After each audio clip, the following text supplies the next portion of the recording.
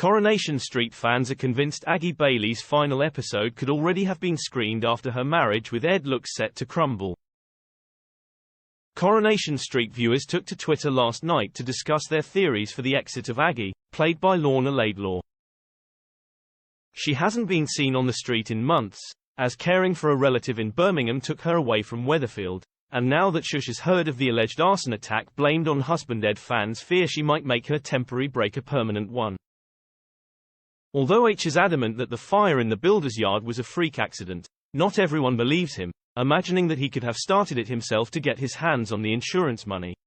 Last night, a desperate and debt-ridden Ed, at the end of his tether, exclaimed to his daughter Dee Chanique Sterling Brown, "If your mum isn't in my corner, what's the point?" Fans piled onto Twitter to discuss his wife's possibly permanent exit from the show, with one asking, "Is Aggie ever coming back? I'm starting to think she won't, or that we'll see her via video call to say she's not coming back and wants a divorce," another suggested. A third lamented, "Is this finally acknowledgement from Corrie that she is not coming back? Shame the soap awards are cancelled. I had Aggie down for best dramatic performance, via not answering her phone to Ed, best exit and outstanding contribution." Reps for Coronation Street have so far not officially commented on whether this could be the end of the character, but her last words to Ed were that she wanted nothing more to do with him. The pair's son Michael had almost perished in the fire, making the suspicions that Ed could have started it all the more shocking. Prior to the disaster, Dee had made reference to her mum's return, but sadly, it now looks like it could be curtains for Aggie and Ed's 34-year marriage, leaving with her little to come back for. Meanwhile, some fans have taken Aggie's betrayal of Ed in his hour of need personally, asking how she could turn her back on her husband. Thought Aggie was a nurse.